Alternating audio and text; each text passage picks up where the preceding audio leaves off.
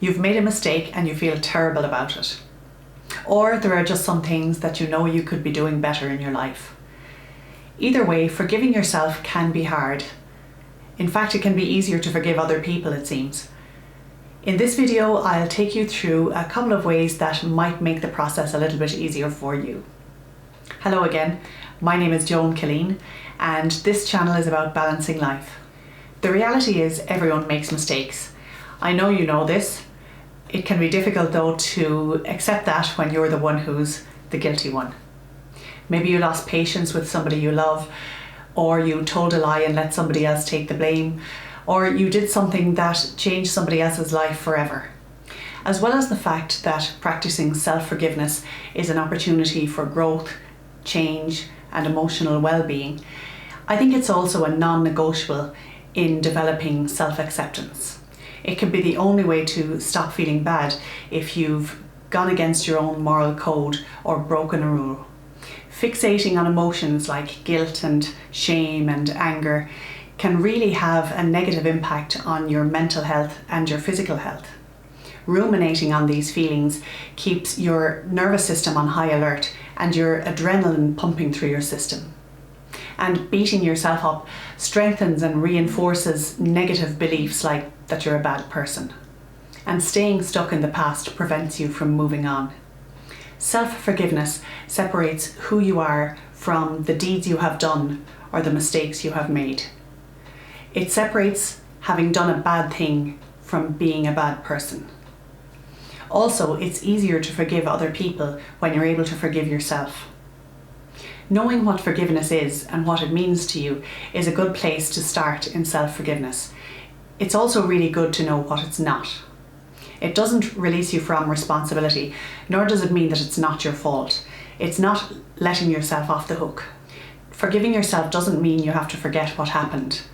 Trying to move on as if nothing happened keeps you stuck in shame and denial. Self-forgiveness is a decision to acknowledge your flaws and that poor choices were made that caused harm. Self-forgiveness is a choice to be compassionate and understanding with yourself instead of punishing yourself and continuing to wallow in shame. It's a letting go of these feelings, and from there you can learn to forgive yourself, make changes and move on. In order to forgive yourself, you have to acknowledge your feelings and not deny them. Try to name your emotions and allow yourself to experience what you feel. Though this might be difficult, you won't be able to let go of your feelings of guilt or shame until you acknowledge them. It's normal and even necessary to experience remorse when you've caused somebody else to experience pain. But remorse is different from guilt and shame. If you can acknowledge and own what you have done, you can learn from your mistakes. When you learn the lessons from what you did, you can choose to take steps to avoid doing that again. And if you can identify what needs you are trying to meet, you can find other ways to meet those needs. If your actions harmed another person, say you're sorry.